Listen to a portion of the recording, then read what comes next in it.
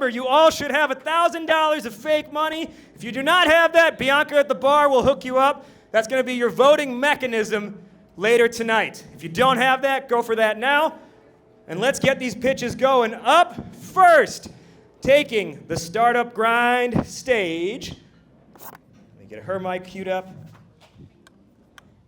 There it is. Taking the Startup Grind stage, representing BāKIT Box, please welcome Shelley Gupta!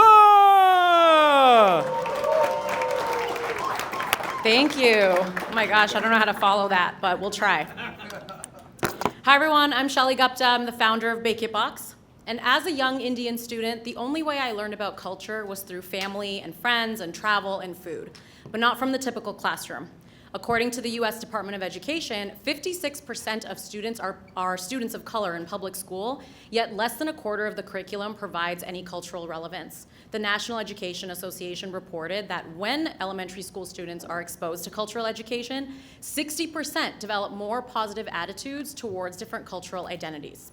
So I created BāKIT Box, a subscription service providing family-focused learning activities through globally inspired baking projects. From Mexican churros to Persian love cakes, every box includes pre-measured ingredients, color-coded recipe cards, and culturally related STEM activities. So for example, what that means is like our churro box, it has a building project for a 3D star lantern that's used during traditional Mexican holidays. We sell quarterly and annual subscriptions as well as one-time purchases. Our main product is a 3-kit bundle. It has 3 kits and culturally related activities.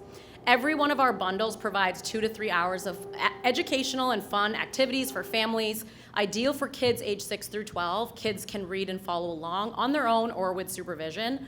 And then all of our boxes are designed for optional parental participation. Since we launched in July of 2023, we've sold over 1,000 units. We've received dozens of 5-star reviews and counting, and we've generated over $60,000 in revenue. We have a gross margin of 51%. Our average churn is only 10% compared to the industry average of 20% for food companies. We have 55,000 email subscribers and a 56% email open rate compared to the CPG industry average of 20%. We currently serve the US homeschooling market, and we are expanding into different B2B channels like school and kids programs, retail, and brand partnerships. We are already approved as a homeschool curriculum in 3 states and counting, which means parents can use state funding to purchase us. And we just launched our first partnership with Wild Brain Media, which is the creators of the Strawberry Shortcake cartoon. Our primary competitors are other kids brands such as KiwiCo, Love Every, Little Passports, Crunch Labs, but our differentiator is that we provide cultural education for the whole family as opposed to kids-focused activities. And through our sales channels and partnerships, I'm going to grow from 1,000 units to 10,000 units by the end of the year through our retail partners and corporate gifters. And then in the next 3 years, I want to expand into Canada and introduce hotel offerings for on-site activities. As CEO, I bring a business background, management and finance, and I have a fantastic team in place. You're actually going to meet some of them back here. So please join us as we empower curious minds through STEM, food, and culture. Thank you very much. All right. At this time, I should have done this before, but let me introduce our judges or our panelists who will be asking questions tonight. First up, representing Varnum Law, I mentioned him before, it's Sheikh Shah. Joining him, his co-panelist, she is ex-Uber. She is, what else? Okay, she's done a lot. That's why I was trying to run down the list. She's a marketplace expert. She's an early stage growth expert. She's an operations expert. She is Shelley Patel.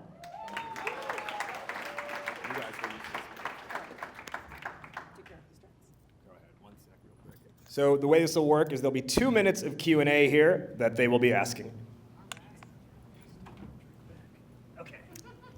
Good for me to go ahead? Yep, okay. Awesome, well, thank you, Shelley. Thank you. Good to see you again. I know that you mentioned, one of the things that I thought was really notable that you mentioned was your impressive email list that you guys have built. So curious what you're seeing in terms of that channel, kind of that funnel, like how are people behaving, how are they converting, how long is that taking, things like that. Yeah, good question. We use Klaviyo, and we see that that's our biggest channel right now. So we continue to build our email list through lead gen and just through organic email captures, but it continues to be our biggest channel. Awesome.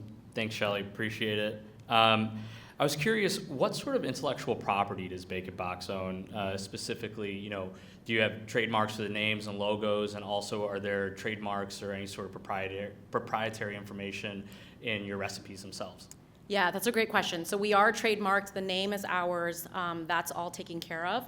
Unfortunately, recipes cannot be copyrighted. They are, you can change certain things and then call it your own. So we don't have that right now. But we have built a brand and a community and an influencer network that is really unbeatable, and we continue to build that. And that's really where our clout comes from, because our customers recognize our brand, they recognize our logo, and they recognize our boxes. Awesome. You mentioned that I think one of your core products, or at least most popular products, is the 3-kit bundle. So I'm curious what you're seeing in terms of customer behavior with that specifically. Like, what are you seeing from a retention perspective? Any concerns there, that they're buying that bundle and then falling off? 20 seconds to answer. Yeah, great question. So we sell the bundle on its own and as a subscription. So we see about 10% of our subscriptions. So we continuously try to upsell and get them to buy the next one. In the homeschooling market, a lot of people are subscribing because they're doing this on a monthly basis or quarterly in our case. So it is still our best seller, but we are working on that upsell, to your point, and trying to get them to come back. Okay, thank you. One more time. Shelley Gupta with BāKIT. Next up on the Startup Grind stage, you're going to find out what all the hubbub is about. Representing a company called Hubub, Andy Cwik!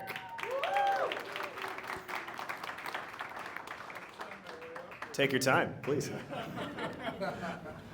Couldn't find my way up here. All right.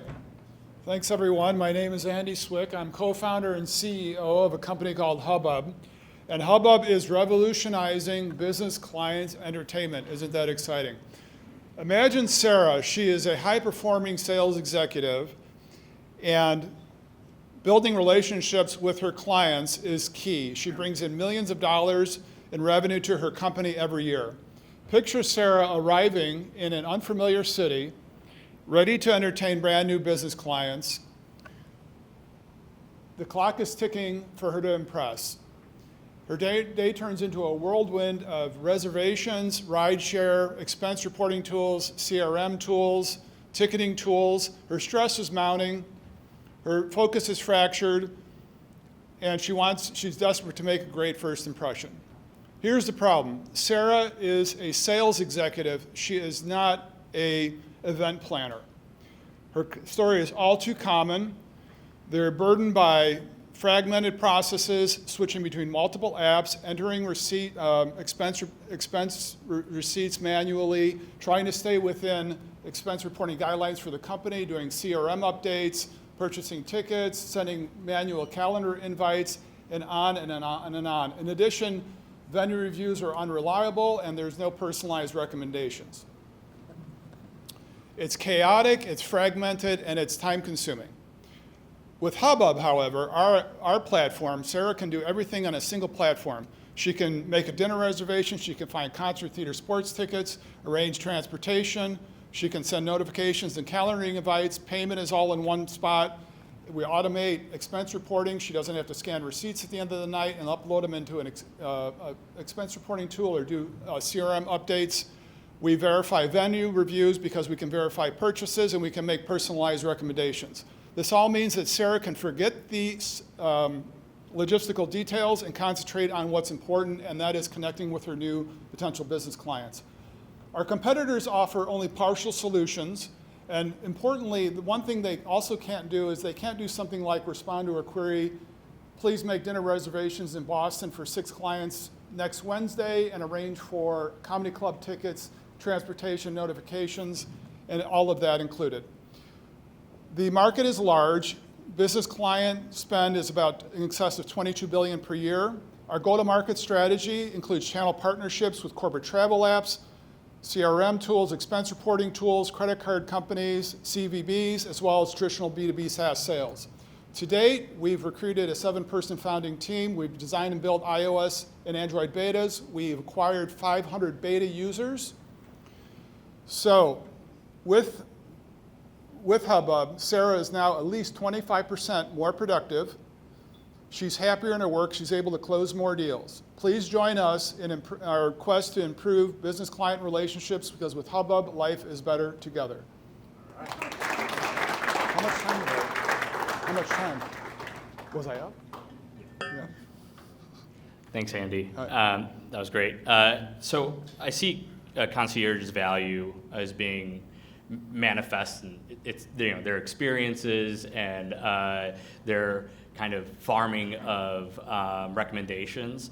I'm curious, how does Hubub plan to leverage user data to kind of build out your recommendations? Yeah, so I mean, that's actually what got us started in this, is because all the data silos created by multiple apps. So we know we're able to create a much stronger persona for our users once we acquire enough data, and following Amazon create doppelgangers. 35% of Amazon's sales are from the recommendation engine, and it's largely using doppelgangers. Oh, you couldn't hear me? I'm sorry. I'm terrible with the mic. All right, thanks so much, Andy. So you mentioned some of the partnerships that you're going after. I think even before you mentioned it, I kind of automatically thought about like travel agents and other either services or apps that companies are using. So curious how you see yourself working, how basically this service would work alongside those services. How have those conversations gone? How have those conversations gone so far? What kind of reception are you seeing from those different services? You mean channel partnerships? We're in the very early stages of that. There's some interest, but we haven't formalized anything yet. I've just onboarded a chief revenue officer a couple of weeks ago, and so we've just started that process. If I can ask a part two, sorry. Sure. What ideally is sort of your vision there? So if I am Sarah and I use my corporate travel agency, how do I not feel like that's a scattered or fragmented experience? So, 10-second response. say it again? 10-second response. I foresee it more of like a partnership with like a company called Trip Actions, which is more, it's less of a human in the loop, and it just providing that service on top of the service they already provide. Cool. Does that answer your question? I hope. Okay. Give it up for Andy Cwik. All right, next to take the startup grind stage, he represents Entiendo. Please welcome Raul Alcantara.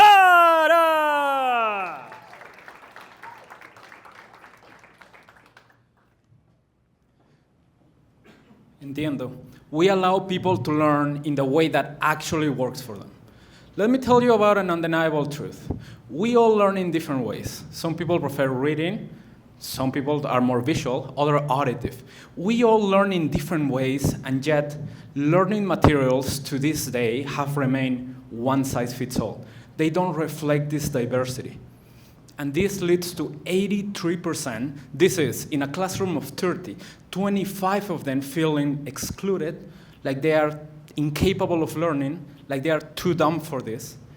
I've said these things, I've felt this way, and trust me, it doesn't feel great. But with Entiendo, never again. The process is simple. You upload a document, a PDF, about quadratic functions or World War II, and Entiendo allows you to learn the same information with the same examples, but in a video, an audiobook, a mind map, or even a game.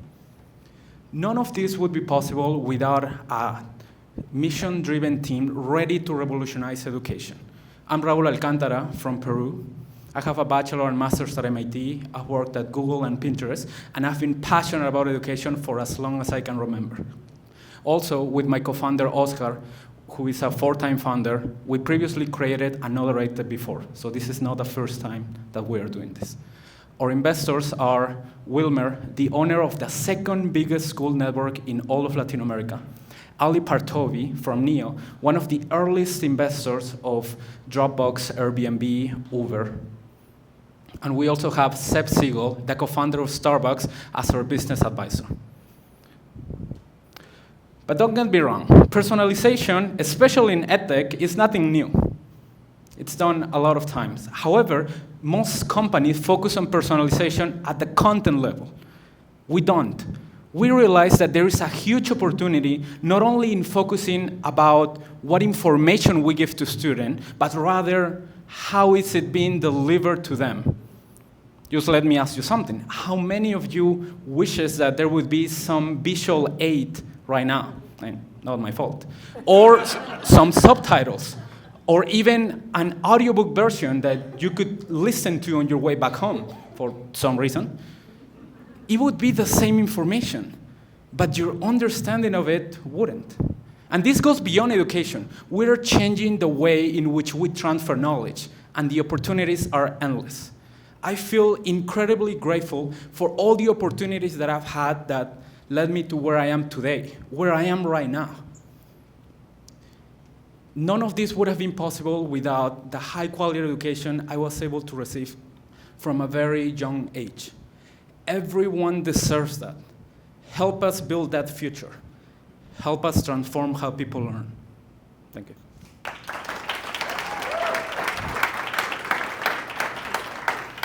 That's so bright. Thanks, Raul. So if I'm understanding it correctly, there is the end user is the one who's inputting certain materials into your platform, and then you're modifying those materials in a manner that allows them to ingest those materials in a more palatable way. I'm curious, when you're modifying those materials, what sort of content or mediums are you utilizing, and does Entiendo own the type of information that's being used to kind of supplement what's being uploaded to begin with? I see. Every information, apart from just text-generated information or maybe images, are all public images. So, for example, when making the videos, we use some stock images that are basically we have the rights to, and then everything else apart from that is just text-based, which kind of allows us to, in effect, transform any type of material that you could find on the internet into these videos, audiobooks, etc. Sorry, I'm going to take a follow-up this time. So in terms of the output, does Entiendo have a plan to kind of aggregate that sort of output and, perhaps provide, an archive, so to speak, of materials to an end user? Yes, we'll build a YouTube for education. Basically we have we so far have a database of a couple hundred of videos, audiobooks, etc. And right now, everyone that creates this has the chance to, we call it make it public. So basically we have a created by community page that everyone, even if they have an account or not, they can access. Because we believe that if they're a high quality material, then it makes sense to make it public for the general audience. And that is time on Entiendo. Thank you. Thank you.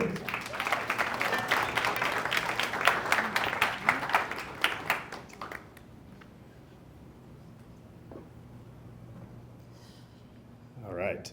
If you are wondering how someone gets to pitch in our competition, we had a 1-month application window open the entire month of June, I believe it was. We received a lot of applications. From that, we then sent it off to an independent panel of startup grind directors from around the world. So literally people in the US, people in Jordan, and I believe in Armenia as well, and one other country, were the independent review panel, who then scored each company. We added up their scores, and that got us to a top 8. Unfortunately, one of the people who was pitching tonight had to drop out last minute due to an injury that she suffered. So instead of 8 people pitching tonight, we have 7. But that just means more money to give out to, different companies, right? All right. Next up on our stage, representing Kwema, please welcome Ali Jabry. Hey there, everyone. My name's Ali Jabry. I speak 5 languages. I've lived in 5 continents, but enough about myself. If I were to ask you, what is the most dangerous industry to work in? Some of you might think it's being a police officer, a fireman, even a construction worker. I'm sorry to say that's not true. The most dangerous industry to work in is healthcare. Every hour, 2 nurses are assaulted. This is such a problem, it's costing our country over $55 billion a year. So healthcare systems now have a $1 trillion strain to address this problem. We thought about a solution that every healthcare workers currently, and even workers outside of healthcare, wear something on them, and we made it smart. We launched the world's first smart badge reel. Everybody wears one when they go to work. It's almost like a seamless process. You don't even have to put brain power to keep it on you. So what we did is we put a little panic button on the side. So whenever you get some sign of patient-generated violence, you press it for 3 seconds. Nobody can tell you activated it. And this works whether you're caregiving at the patient's home, working at the hospital, or walking to your parking lot after a long day shift. The common goal here is reducing the severity of a violent incident. We're compatible with 80% of enterprise infrastructure. So when somebody presses this button, we ping a Cisco access point, a Juniper Networks access point, a HP Aruba access point, and know exactly where that person is, so security can respond immediately, reducing response time down to as low as 10 seconds. With that, not only is more care given, lives saved, but also dollars are saved. Now, healthcare systems and corporations have a legal and moral responsibility to keep their employees safe. We help them make it financially sound. Some of our customers are Orlando Health, Kaiser Permanente, and repping Chicago, Endeavor Health. So Endeavor Health has officially invested in Kwema, and we're currently rolling out our solution in one of their hospitals with the goal to stretch to all their 10 hospitals in the local suburb area. So we're so excited to have reached this far, and we're well on track to reach profitability by Q4 of this year. Our business model is stupid simple. We charge as low as $3 a month per user, as high as $20 a month per user. What's the variable? User count. The more people you bring on board, the cheaper it gets. Our incentive for them is put everybody on our platform, not just 5 or 10. So that's what we've been doing. We're so excited to have reached this far. Our goal is simple. When you're real safe, you feel safe. Thank you very much.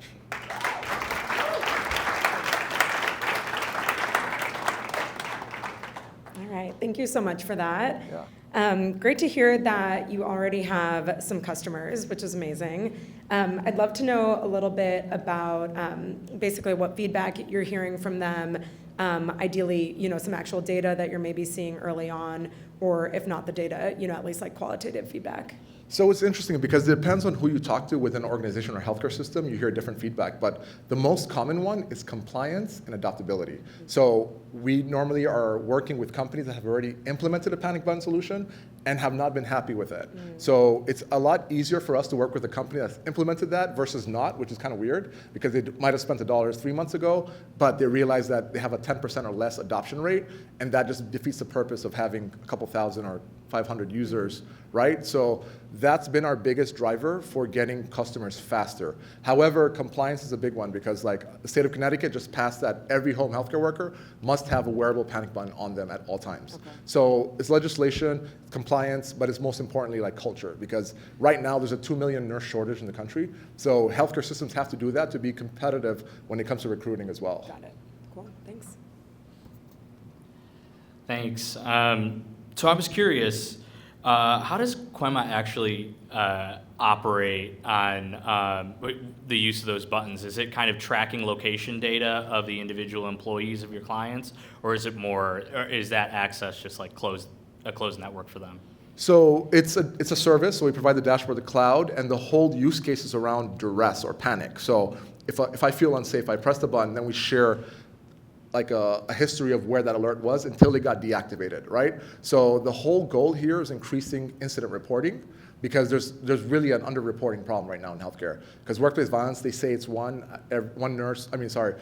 nurses every hour, but in reality it's probably like 4 to 5, right? But the reporting is the issue here. So because it's being so widespread, it's not only a reporting tool, but it's more a prevention tool for when you face a violent situation. That is time. Yeah. Thank you. Ali.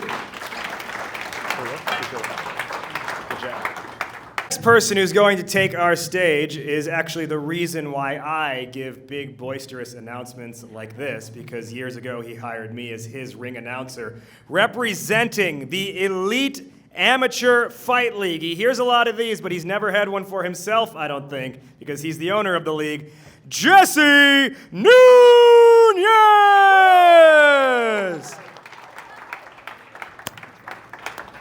All right, we're in Chicago, so I know we have great sports fans in the house. I want everybody to stop and imagine the NFL or the NBA if there was no NCAA. Think about that. Where would players prove and develop their talent? How would the fans discover the next big superstar? And how would the pro leagues know who to draft and what their value is? Surprisingly, that is the state of the multi-billion-dollar sport of mixed martial arts, a major sport without a national amateur championship until now. My name is Jesse Nunez, and I'm the founder and creator of the Elite Amateur Fight League, the country's only national amateur MMA tournament. Since 2015, we have been on a mission to fill a void in the sport of MMA, a void that we believe causes MMA's biggest problem, and that's low pay for professional fighters. And in order to fix a problem, you have to identify and fix the cause. And the cause of low fighter pay? It all goes back to amateur MMA, not the pro side. You see, the pro side of MMA is well developed.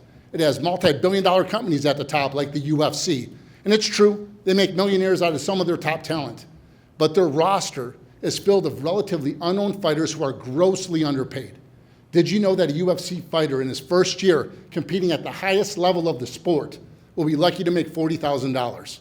In stark comparison, the NFL rookie minimum, $749,000. The NBA rookie minimum, well over $1 million. And if you ask why, the answer is very simple.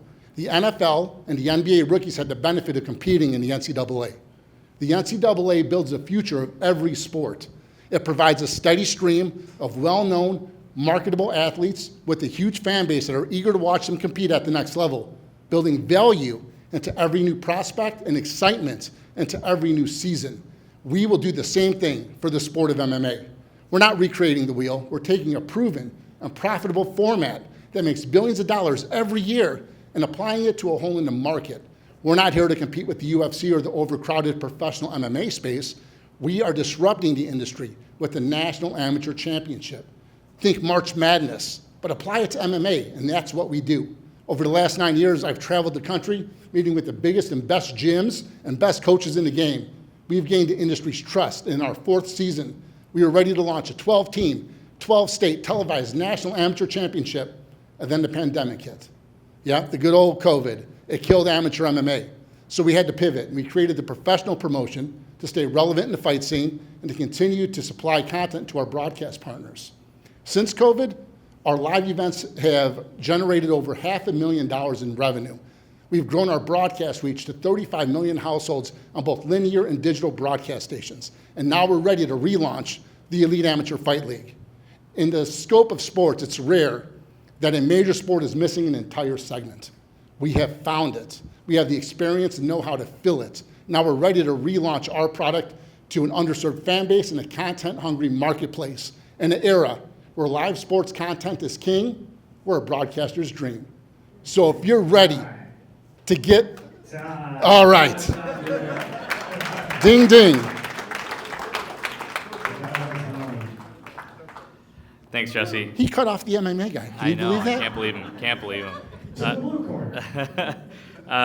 Thanks, Jesse. So I was curious, what does the EAFL own in terms of the individual teams? Are they all wholly owned by the league, or is there a possibility for independent ownership of them? So that's the model. Right now, the team will own, we've got rid of the teams, actually. It's going to be an individual tournament, national tournament, like an individual wrestling tournament would be.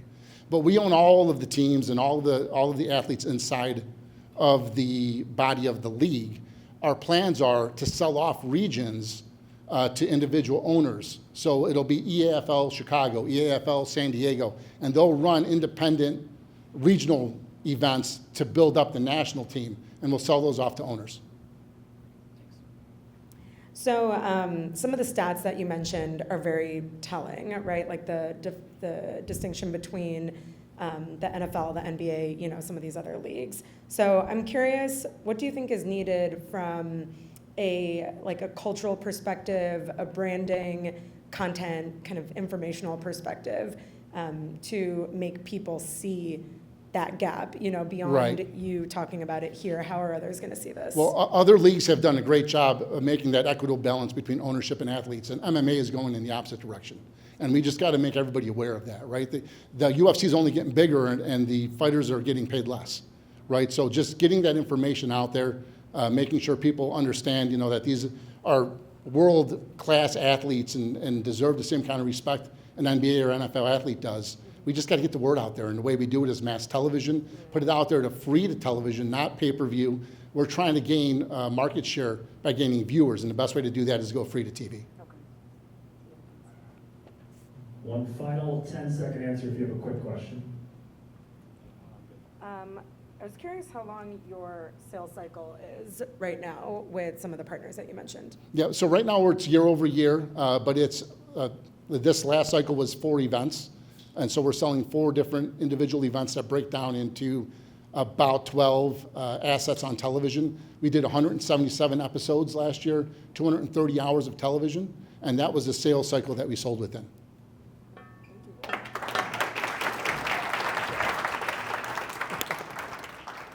And he didn't even say there's an event this Saturday at the Horseshoe Casino. If you want to see live MMA, the Horseshoe Casino this Saturday, 5 o'clock, we got tickets. You will have a fantastic time. Come and see me. And you'll see me in the cage, not fighting, but announcing. And then afterwards, we'll hit the tables, right? So you can't get a better night than that. All right. Next up, on the Startup Grind stage, representing Impower, please welcome Doug Miller.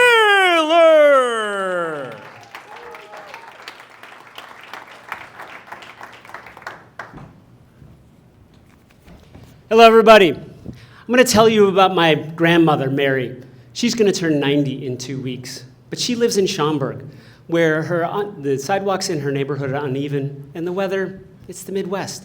That's a real problem for her because she tries to walk outdoors regularly for exercise. Her doctor recommended it to alleviate the pain in her back and legs. But Mary's worried. She's worried because her friend Bill recently fell. He recently fell, and his quality of life has gone significantly downhill since then. Now Bill's family has to provide care for him full time. Mary doesn't want to repeat Bill's steps. You may know somebody like Mary or Bill, because right now in the US alone, there are 27 million people who are affected by movement-related musculoskeletal issues. And that results in over $174 billion in unanticipated medical expenses. Imagine if Mary had access to a solution that could detect and measure her gait and gait health, a solution that could adjust to her speed and provide a safer experience. My name is Doug Miller, founder of Empower Health, and we have a solution for treadmills that will detect the user's feet and provide a 3D analysis of their gait and gait health. In the medical and rehab facilities, we can use that to automatically adjust the speed of the treadmill to match the user's pace, and also to provide auto stop for their safety. In the commercial environments, we can use that to detect and improve their performance, also their recovery time, and detect when they have imbalances in their gait. Our business model is SaaS licensing to the treadmill manufacturers. We already have several working prototypes, and we've completed successful user trials. We also have a working agreement with a nationally recognized spinal rehabilitation center. And most importantly, we've already integrated our technology with 3 manufacturers' treadmills for market analysis. Our leadership team is very experienced in the industry. My CTO and I have launched countless products, successfully generating significant revenue for Life Fitness in our 10 years there. And our primary investigator is leading multiple biomechanics studies and spearheading new technologies in gait analysis and gait health. Our ask is a $1 million seed round. The best part of that is that it's eligible for matching non-dilutive grants. So we'll be able to double anything you invest in us today. We'll use that to convert our CTO to full-time, to expand our marketing collateral, but also to accelerate our product development. so that we can launch MVP by the end of this year and launch a pilot product by this time next summer. In closing, join us in changing the future of fitness and rehabilitation for millions of people like my grandma Mary. We have market traction, we have a scalable business solution and patentable technology. Let's make a difference together.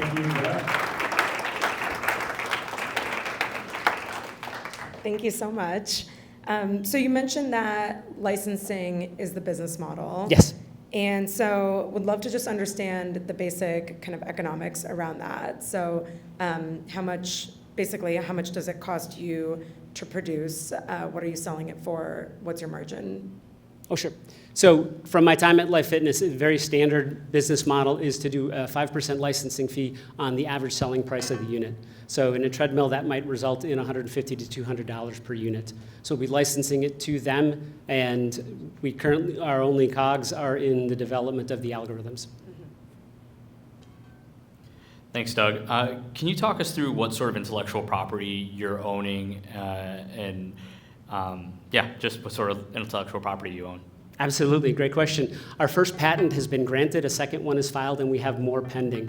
There's a lot of people who have tried to do things in the gait analysis, the self-pacing mode. We have, with our 2 patents, we've got the first one that's granted, gives us the depth of coverage we need, and the second one that's in process right now is to provide the depth that we need to block others. In terms of these B2B types of conversations that you're having, yes. How do you, I imagine for the enterprise, obviously this purchase decision is a big one. So how do you get them to try and fall in love with the product? How do you really articulate the problem that you're solving and get them to kind of feel it out, test it out, before committing to this? Great question. There's a lot of opportunities for people to try treadmills. We'll have a showroom set up where they can come to see us, but there's a lot of fitness industry shows where people can try it. The challenge is right now in the treadmill industry, there hasn't been anything new in the last 20 years other than adding TVs and videos. So this will be a new ride that will apply to all the middle-aged people who used to feel better about their health, but also in that rehab space where they're already very fluent with treadmills. It's part of their workflow that becomes an easy add into that, because right now the clients are worried they're going to fall. The clinicians don't have time. Thank you.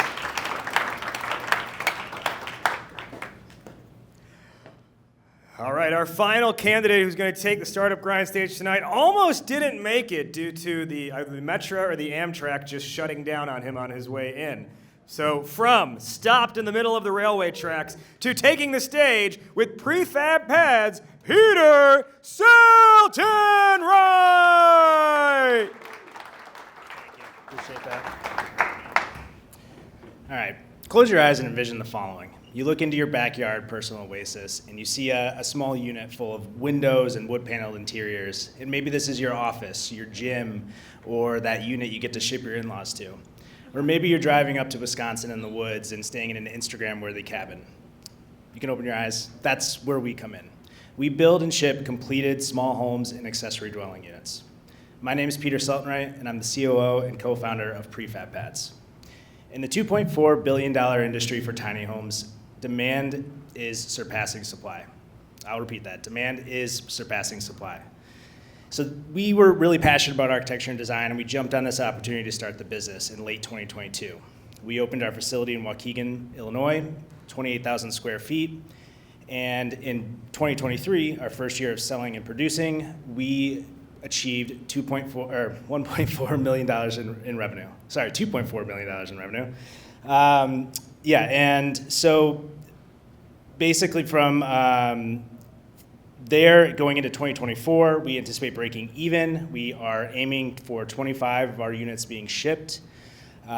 We've shipped units to 15 different states, including 9 units that went to a hotel in Stowe, Vermont. We have 2 different styles of units. So we have Scandinavian and we have modern to suit different buyer preferences. We've been featured in Dwell Magazine, Business Insider, House Beautiful, WGN, and more. Our units range from saunas to 1-bed, 1-bath homes, and we have a 2-bedroom design on the way. We build these in 4 to 6 weeks in our controlled environment using sustainable materials and with minimal waste. We're looking to raise $1 million to really target a robust digital marketing campaign to individuals and also a dedicated sales channel to resorts. This is going to be our first big marketing push and promotional budget, so we're really confident this can push us to $5 million in 2025 revenue. From there, we anticipate an additional raise to expand our volume and open 1 to 2 new facilities across the country. So I hope you liked what you heard about PrefabPads tonight. If you did, please send us on to the big pitch battle. We have a tiny home piggy bank that you all can submit your money to right over there.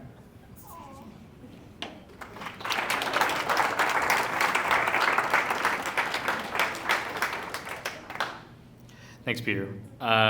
So it sounds like the core of the business is directed at consumers directly. Is that accurate? Yeah, there's a couple different groups. So consumers that just buy it because they have a raw piece of land and they want a unit quickly, something to live in, to rent out on Airbnb. You have people that, accessory dwelling units are growing everywhere. California, they're huge. Chicago's now allowing them. So people that want to put something in their backyard. But then the other big thing that we really want to target is our resorts and developers. It's the same process for one unit for one buyer, where we get to do 10 for a hotel. Can you talk a little bit about the competitive landscape? And I know you mentioned that demand is outpacing supply, but assuming others kind of catch on to this, how would you be differentiating yourself? Yeah, we are seeing competitors, but and a lot of it probably has to do with that ADU market, but a lot of our competitors are all on the West Coast. So the biggest players are in Southern California, all the way up to British Columbia.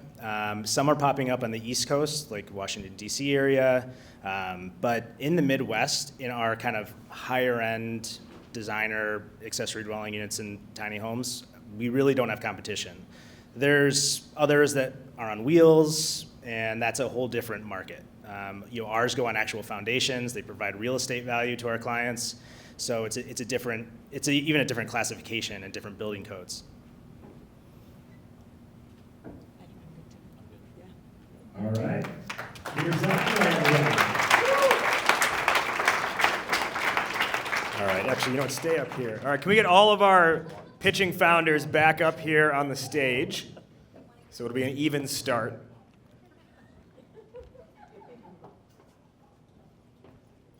Didn't wear heels, good.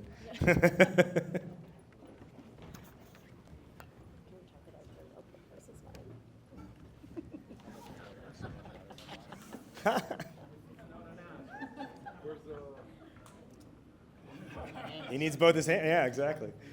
All right, one more time. Round of applause for all of these individuals who did a fantastic job. Pitching with no slides is a totally unique challenge, and they all did a great job. Now for the really, really, really fun part. It's called the scramble. When I say go, Julia's going to go to the next slide, and you will see a 10-minute clock on that slide. That clock is going to start counting down, or counting up. I don't know which way we did it. Counting down from 10 minutes. In those 10 minutes, these founders are going to rush into the crowd, and it is their job to raise as much capital from you, quote unquote, as possible. So, you all should have that $1,000 of play money on you.